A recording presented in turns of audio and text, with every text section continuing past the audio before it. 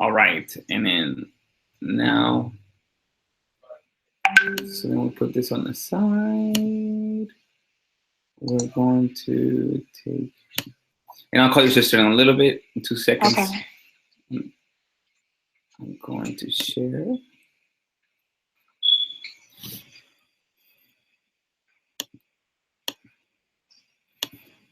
Share. There we go.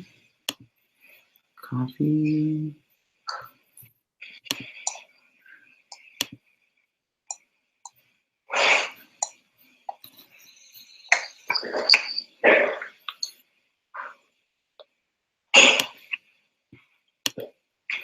Thank you for making it in. I know that you found a way. Learning to manage my time a lot better, especially taking classes now. No, I know. Trust me, I'm glad you made it. You somehow made it in. So good work. Thank you. Plus, I love this class. Like, I wish I could just take only these classes. Really? What's the other classes? Art. It's so agonizing. Hey, the art classes are difficult. Especially if they're online, they're really difficult. Yes, like I'll have to use Google and the microphone to learn to pronounce some of those words. What your sister's name is? Brandy. Brandy. I think I'm calling her right now. Let's see. Did you call her? Yeah, I think I am calling her right now as we speak. Okay. Yeah, she's coming up. Hello, Brandy. Hey, how you doing? Hey, hello. Hello. How you doing, Brandy? This is Professor Puente. How are you? Hi. How are you? Good. Good. Good. We have your sister here, Kim. She speaks so highly of you. Very highly of you, and especially with your marketing background. And believe it or not, we are in the marketing chapter. We've actually forwarded about 3-4 chapters because I know you're here with us. So we're going to take the opportunity. And actually, you're in front of the class. Believe it or not, this is a YouTube live class. And are people out there? Please let me know on WhatsApp if you're out there. I think they'll let us know. And let me see. Right now we have 5 viewers, so it's kind of building up. And just a little bit, do you mind kind of saying some things about you? Sure. So my name is Brandy. I am the owner of Chic Studio Digital Marketing, which is a online marketing firm, basically, that helps people start online businesses and sell online. Perfect. That sounds great. Do you use the word boutique? I do. Actually, I used to own my own online boutique for about 4 or 5 years. And that's how this whole situation started. I sold clothes and shoes and handbags. And I got to a point where it was doing really good and making a lot of money. I built my own website and did all my own marketing to the point where I had more people asking me about who did my marketing and who built my website and who was doing that work for me. And I kind of got off into that and started liking that more than actually selling the stuff, the fashion part of it. Oh, perfect. Perfect. I've noticed keyword boutique is very important in what you do. So it's spilling over every industry, believe it or not. I think I saw a law firm use the word boutique. Yes. I think the word is so popular because you're able to niche down. Yeah. Find your niche, and that kind of, that word is kind of, it's got a little flair to it, and you're able to find your niche and really market to a niche instead of just a broad audience like Macy's or anybody else. It's good to see a practicing digital marketing professional. These myself included, I do quite a bit of it since 2013, and let me tell you, to me it's the way. It's the lean way, of course. Yes. And I think this chapter, I don't think you have the textbook, but I'm going to be kind of asking you from the chapter directly. And we truly appreciate your presence. And Kim is the one that brought you out there, and she was telling us all about you, bragging about it. And I'm very proud of you, because if your sister can see the value in what you're doing, you're winning.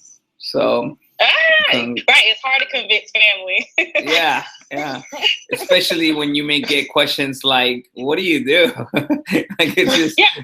Well, she understands. She has an entrepreneurial background and entrepreneur spirit, so I think it's a little bit different for us. So she understands. Perfect. Versus, somebody who, was straight 9-to-5 career their whole life and probably wouldn't kind of understand. And I hope you definitely, if you have questions for our class or any requests for a class, especially for this marketing chapter, let me tell you, they're gonna have a project, the class, and if you need something from them, I would like for them to work on something hands-on. That's really important. So, and by the way, class, if you guys have any questions through WhatsApp, let us know. In fact, Kim has WhatsApp there, and then she'll definitely ask for you. Have some real good talk out there, because this chapter is really, really important. To me, marketing is the blood of business. I feel like without it, it's the beginning of all, right? Yes, definitely now with social media and the way marketing has changed, it's everything. It is whether you're going to eat or whether you're going to fold. Exactly. And believe it or not, many people don't plan for it, and they don't know it's a planning thing. They have no idea if they're planning things. So how did you start with marketing? Well, when it comes to online, I think it was just kind of a natural knack as far as social media. Before I started my business, I was just super active on social media. Okay. I like posting statuses all day and just really being active on social media. And then I think, like I tell any client or anybody trying to start a business, if you can become an influencer, no matter what you're doing, if you can influence people to agree with you, to buy something, to do anything, you're a natural marketer. Good. It's natural. So I noticed at a certain point that, my personal Instagram and personal Facebook was filled to the brim, 10,000 followers without trying, just, liking my pictures, liking my posts. And then when I started to get into selling, I did what most people do who, I had went to school, but my background was not marketing. I got into books. I started reading. I went to Barnes and Nobles and I just started reading. And I didn't pick up marketing books. I picked up social media books. Good. Because at the time when I started my business was in 2011, closing out 2010. Instagram was brand new. Mm-hmm. Facebook was, getting more mainstream off the college scene and getting more mainstream. So I bought books on the different platforms and I literally read them back to front and just really learned about how to use them, how to use ads and how to use hashtagging and the best ways to actually network and interact with people on social media versus just posting. Gotcha. And you're part of your mainly big part of your strategy, about, I want to say 70% social media. In the beginning it was. Now I have actually gotten into different parts of marketing with using social media and online because it's just coming with experience and more researching and trial and error. But influencer marketing, email lists is huge for me. And it still is, believe it or not. It's been big forever, right? Yes, that email list is really huge.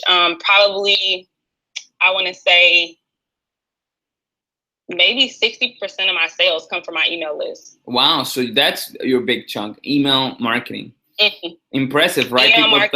People thought that was going to die off. No, it really didn't. It's really become something that is really vital. And then I think the other thing too has been, I've just finished a book called 1,000 True Fans. Okay. I suggest anybody look that book up, 1,000 True Fans. I want to say the author's name is Kevin Kelly.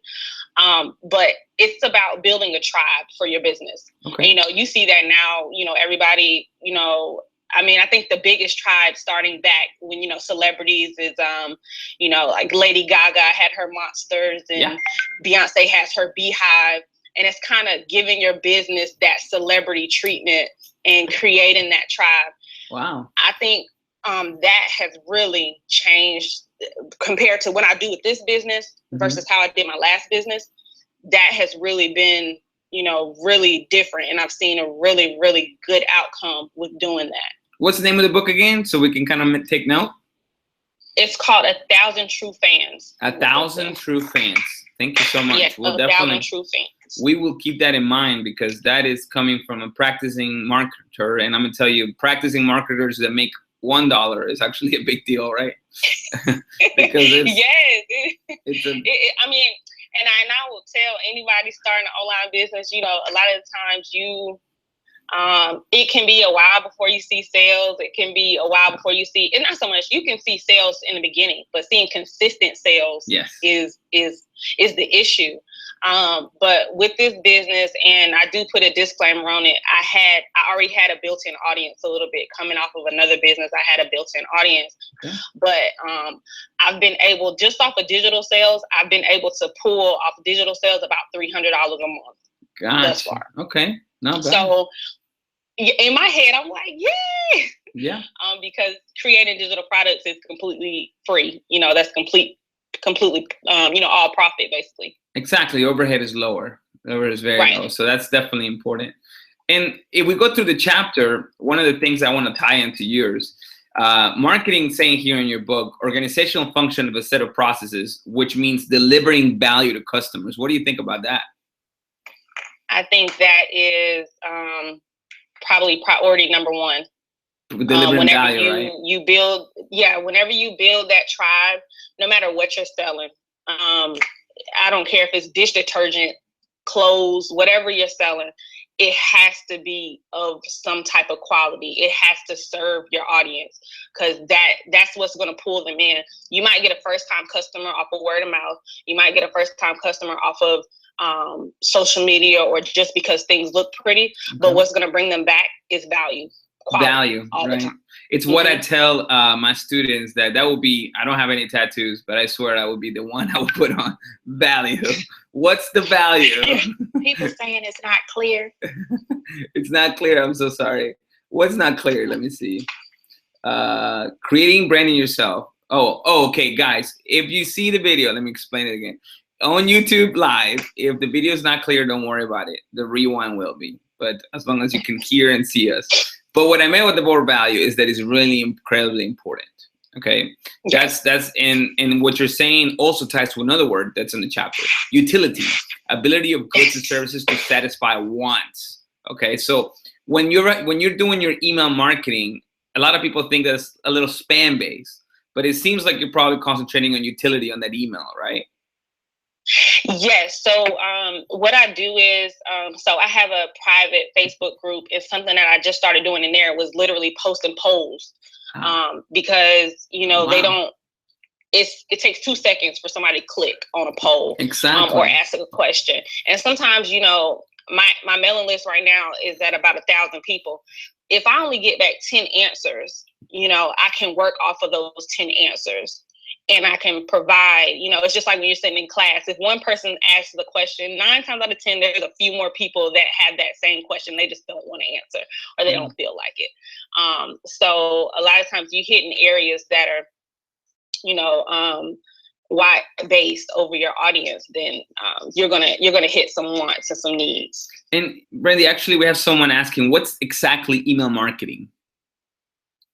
So email marketing is basically the process of collecting emails and collecting a subscription list. So when you go on Walmart.com and that, you know, that pop-up comes up and it says, get 10% off your first order if you submit your email for our newsletter, they're basically collecting your emails so that they can send you all those emails that we all get, a million per day, straight to your email to send you offers, coupons, promotions, all that kind of stuff. So for a smaller business, that's really good, because those people in your sales funnel, they showed interest. And that is something that, you know, once they've shown interest, you know, they're there for a reason. Now you just got to figure out what that exact reason is. You've kind of picked up a customer out of the email list, and people don't know this, but it is very effective. People thought that email marketing would go away, and it's only gotten stronger, right? Yes. It's because something that I do, that I've started doing, I'm getting ready to do my first class in May. my first online class where I actually like be sitting doing one of these and teaching. And I put that free class up, and I said it was going to be free for 48 hours. And then after that, it's going to be on sale. And I think in one day, when I posted it like on Monday, and by Friday I had shut it down because I had got double what I said I was going to shut it down at, because people, you know, they want that free information. And that's one of the ways I build my list. Wow. It's about offering freebies. And let me tell you, if you look at Exhibit 11.1 on your textbook, guys, she was saying that relationships is what you're seeing now, social media, right? And before that, it was very based on marketing as in advertising, maybe before that, right? What's funny is that your book is actually realizing that the new shift has happened, and now it's becoming more based on marketing than anything else, digital marketing, which is relationship focused. Before that, believe it or not, Brandy, it was all about selling, right? It was all about selling. Yes. It was about going to a store and someone's there trying to take money out of your pocket because that's the way it's going to happen. Right. Yeah, but I've learned you can, and that's what that book, 1,000 True Fans, is about.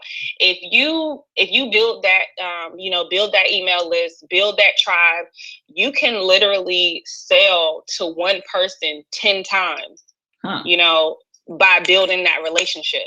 Gotcha. And building that trust. Because I do, like, as of now, I have people who they'll have one session and they'll get good results from that session or feel like I gave them good information. And guess what? They're going to come back a few weeks later and say, I want to do another session, versus me having to, you know, be out there, like you said, selling to the point where I'm trying to get 1 million new people, where really all I need is a good 10, 20 people who, you know, want to use my services monthly, and bills are paid. And funny enough, I actually brought in, right as you're speaking that, I brought in the slide of customer relationship management, where it's based on customer satisfaction. It seems like you're trying to satisfy your loyal customers now more than trying to make new ones. Yes.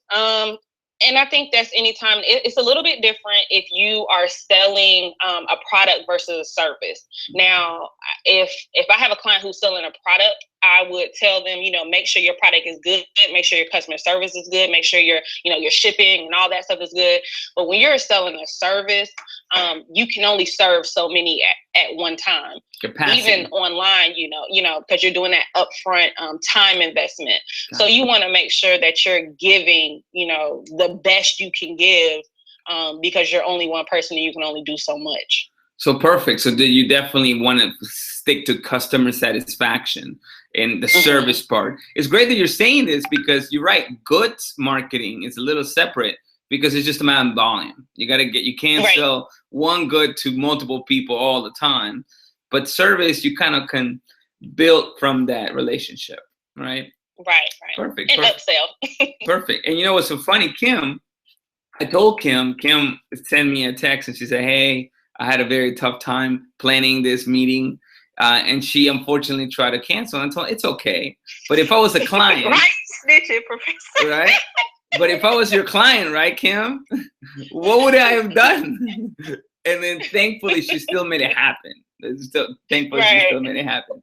I try to give these students the feeling of business, because that's sometimes what colleges are blamed to not give, right? That's true. As a college graduate, a lot of stuff that I do with business and even with my career, it doesn't match what I did in college. But and so that's a good thing that you are trying to run it like a business, because there are a lot of days that I don't feel like snapping on and being that inspirator, and you know. Exactly. And guess what? Kim made it happen though. Kim made it absolutely happen. So I'm gonna give her much credit for that. Do you ever deal with marketing plans? Yes, actually, that is my #1 selling product right now. Wow. So what I did was, and it was actually inspired by Kim. Okay. When she decided, when she decided she wanted to. When she decided she wanted to start her new online business, we were talking about, you know, marketing plans and all that kind of stuff, and business plans. And I had a long, elaborate business plan. I sent it to her and I'm like, here, use this. And she's like, what am I gonna do with all this? Yeah. So what I did was I came up with 2 products. One is the business plan builder for people who are selling online. So it is. Yeah, I have it too. Okay. And I'll email you a copy.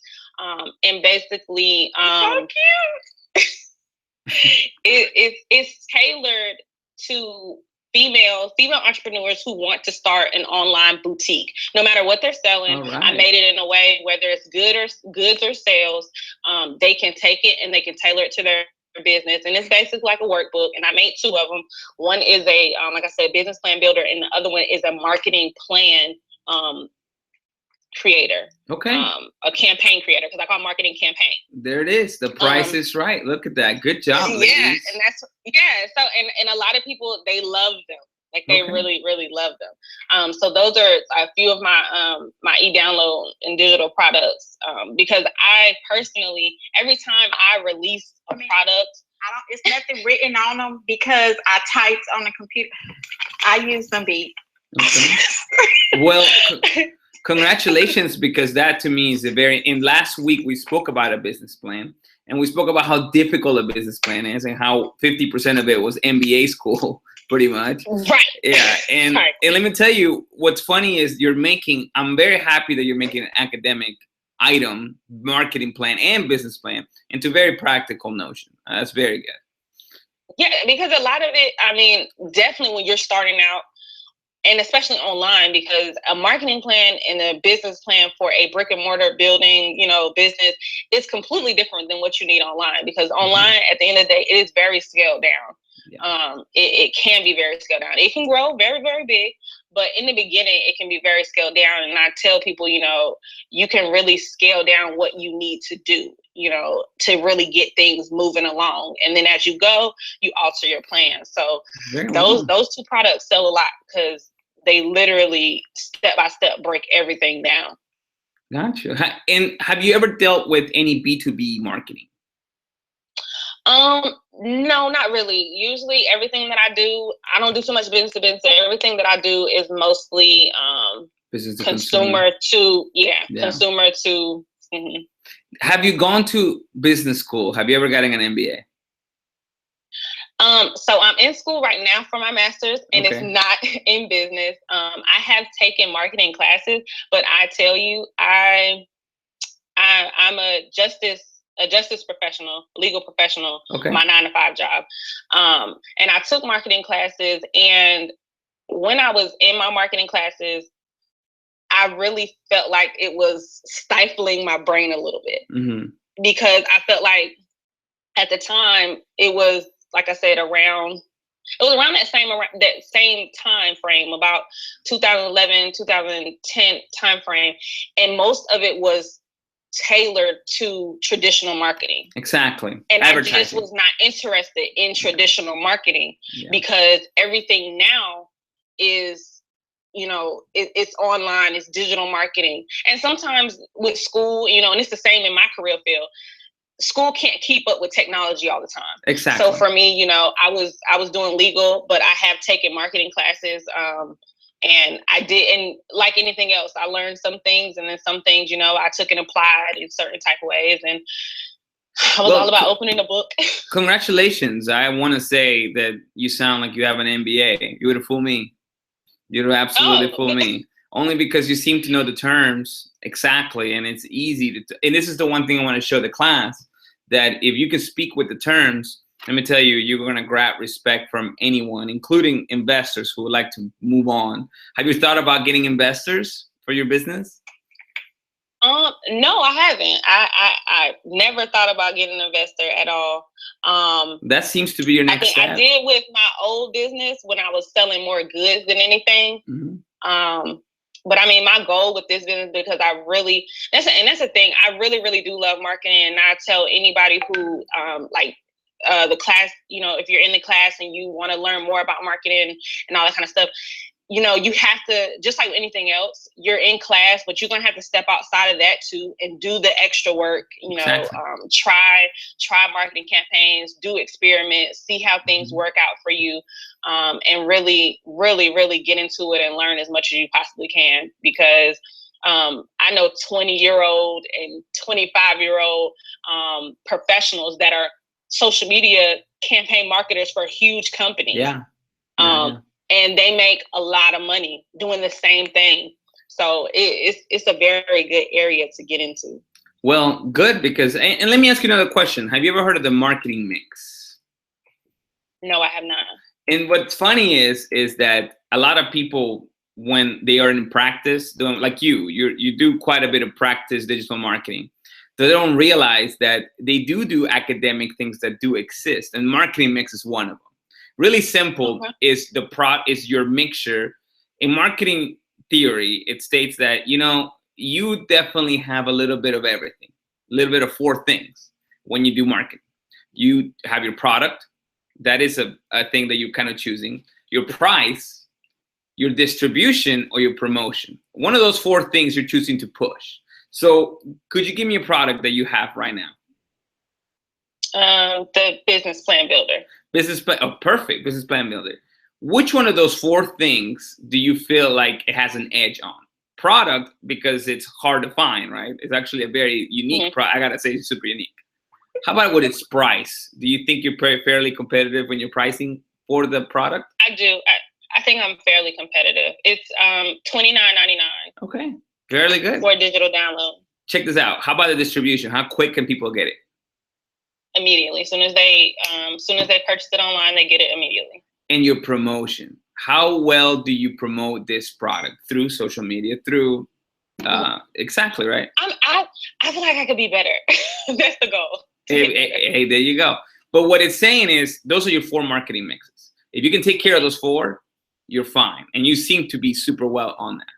So unfortunately, I gotta say, I apologize for the academic field, because we have not caught up to the standard that you guys are doing. Absolutely, you're right. Right. But it's still very relevant. I still gotta say, it's almost like learning music to a band member. Like. But you know what? Traditional marketing, and one thing I did learn in my classes when I was taking marketing classes, and something that I feel like every person needs to learn when they're in business, is how to interact in person. Really? Because one thing that the new generation is going to suffer with is not knowing how to interact in person. Right. And see, I didn't learn that completely from marketing in school, but I learned that just from my background, because I meet a lot of people who are amazing at social media, amazing at interacting online, but then you get them into a business setting where they have to do a meeting, they have to speak the correct lingo, and and interact. They don't know how to do that. So I feel like any school, any kind of training is beneficial, even if all the information is not up to date, because I don't think there's any training manual that's completely up to date. At least, yeah. And let me ask you this. Some of my research that I've been doing is there such a thing as a digital extroversion person that is not? That maybe physically is an introvert? Yes, I do. I literally probably like 30 minutes ago was just having this conversation about me getting out and networking more. Mm-hmm. With this business, I have really stepped from behind my computer, because I like to say, I'm a computer nerd. I could sit at home all day. I could sit at home all day. I have 3 children and a husband, a full-time job. I could sit at home behind my computer all day and create content, create graphics, build websites, all that stuff, and not go to not one single networking event for months. Wow. Or people actually see me out. They'll see my work, but they won't necessarily see me. So that with this business, that was one of my main things, was that, I'm going to get out, I'm going to market more, I want to do more B2B stuff, and really market with other businesses, and, get some other businesses on as clients and stuff, because that is necessary. She ain't going nowhere. She's going to be right there behind that computer. Jackie's saying very educated female. Love seeing successful educated females. So that's really good. It's good that I want to say you're being a good role model. You definitely are. Let me tell you, you are working from home and you're seeing your kids grow, which is a major plus. There's a lot of. Well, no, I still go to work. I still work a good 45 hours a week. Wow. So on top of that, you can kind of bring this in. So that's perfect. Keep that up. I'm very proud of both of you. Your sister to even see the value of what you're doing too. On top of that, because see, she only, you know what? Just hold on for a second, because I got it. And it's good because I know we're both busy and we're both in the same situation, like I said, and having kids and having a family and working and stuff. So, I mean, I totally understand it. My goal, I just went back to my actual career. I'm a paralegal, military justice paralegal. Okay. And that's what I've done for the last 6 years on top of my businesses. But I took a 3-year break to actually run my business, and I had an actual brick and mortar store. Got it. So my goal is to go back to being an entrepreneur full time. Okay. That is my goal. Well, you keep at it, and it looks like the great thing about digital marketing, your overhead is very lean. It can be. Yeah. And that's very good, because back in the day with traditional marketing, remember guys, was billboards, was commercial real estate locations. Fire. Exactly. Yeah. Your business grew in the 80s only by having it in the Galleria. That's the only way it grew. So now you don't have to do that. Now you could get people traffic from Google Maps anywhere, or maybe Google or Facebook. And that's stupendous, because it does give you a shot as a small person, small business, a shot, because now you don't have to be a big brand name. And you can be anywhere. You can be in the smallest town in the United States, and you can have customers all over the world.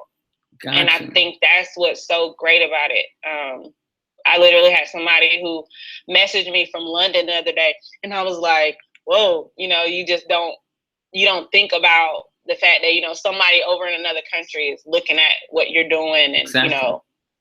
That's true. Very, very true. And so let me ask you this, with your business plan product, what is the edge? What is the one thing, what I call tip of the arrow, that people are going to say that is the best on this, between product, price, distribution, and promotion? I think it is so tailored down to my niche. I'm really big now on, serving a niche market. Okay. That it is tailored. Okay. Kim and every entrepreneur like Kim is going to do just what she did. Oh my God, this is so cute. This doesn't even feel like work. Exactly. Distribution. I would give you distribution then, because you're distributing it to the right people. Okay, good. Yeah. If you could pick a keyword, what would be the keyword that you would just stick to that and farm that keyword for your business plan?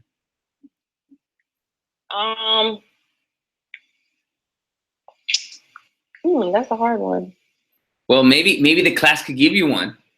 Maybe the class could turn back and give you one. And guys, the class, maybe that should be a great assignment. Find a keyword for this young entrepreneur that's giving you all the secrets, and give her something back of value by telling her, how does the keyword work? Real simple. You're probably building your websites, right? And when you build those websites, you put a keyword in so people can search you by that keyword. So if it's very specific, but if it's too specific, then they won't find you, right? It's got to be just right.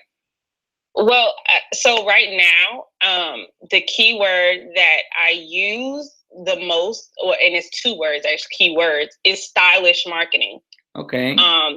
And the reason I say stylish marketing is because, let's say demographic that Kim fits in, fashion, the pretty stuff, but it's still business. Okay. So when she Googles, or we Google, a business plan, we get straight up and down suit and tie.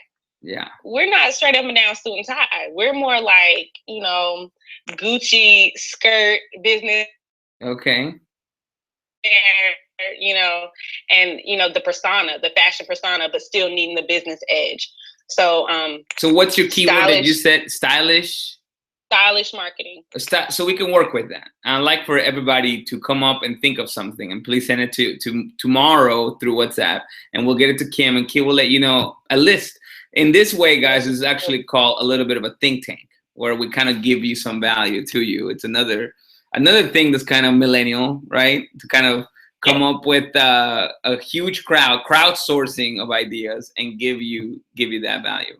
Thank you so much for your time. I really appreciate it. No problem. You definitely are doing the right thing, pushing your sister towards this path. And I really hope that I know it'll work out for you, because you're going on the right situation. And thankfully, it looks like I said you have an honorary MBA, because I understood everything you said. I do think, by the way, that B2B would make you completely different ballgame. B2B. Yeah. And the only reason I say that is because I don't know how you know, but I'll be teaching e-commerce at UH next year. Okay. And the one thing that they've kind of wanted me to do is push the B2B e-commerce. The B2B e-commerce would mean that I would go to these oil companies and ask them, hey, listen, I know you're number one in compression machines, but are you number one in compression machines in Google? And we found out. Well, so technically, I have one B2B client, but I'm going to tell you, with small businesses, it is very hard to get them to shift their thinking and shift their common practices. Because like you said, you go to an oil company who is, like you said, number one, they may not be number one on Google. So guess what? They've got to work all over again. They've got to work again. So sometimes that can be a little bit difficult. Yeah. And so the conversations that I have had thus far have been a little apprehensive. No, and it's a lot of work. It is. I think I'll give it 5 more years before they're all over it. They almost have to be, because now people are Googling everything, including, I think our president is Googling how to do that. I mean, I really think people are Googling everything now, right? Everything. Yeah, no, and that is true. Because it's something I talk to a lot of hair salons and stylists about, because they're just not used to, doing that. But you have to think about it, like, when I come to Houston, what is the common way that people are going to find you? Exactly. So I'm with you on that. It's just, it's tough. It's hard. I know, it's just the beginning. Anybody else's questions? Let's see. What kind of service do you take payments? Are you taking payments for maybe your business plan? Yes. So they can go to www.chicstudio.com. And actually, what I'm gonna do is I'm gonna have Kim. You can send everybody one, because she already has. You should have it in your email. Okay. And if you need another copy in your email, and you can send it out to everybody, the business plan builder. Okay. So what I do is the website is chicstudio.com. Okay. You can go on there and you can see all the products. I also run a blog. I blog daily about different marketing situations for online businesses. I do a feature for other entrepreneurs that have online businesses. And I also do like a spotlight on a certain brand. Like last week, I did a spotlight on Tide and how they basically learned how to remarket a basic product like detergent. They took detergent and they created the Tide pen and the Tide pod and set themselves apart. Things like that, just to make you think a little bit differently when it comes to marketing your product. So there's a blog. There's products, and I also do one-on-one sessions via video for a lot of my clients that are not where I am in Georgia. So yeah, all that is there. Everybody's saying truth, and thank you so much. And definitely, we will get back to you with hopefully some value to you, because you're giving us value back. I would really appreciate it. I appreciate it. And thank you for pushing your sister. Hopefully, she will definitely become a real good businesswoman. She is. Remember us when you get big, Kim. Okay. Right. Remember us little people. You have a good night, guys. Thank you so much. All right. Thank you. Call me later, Kim. Thank you. Bye-bye. Thank you.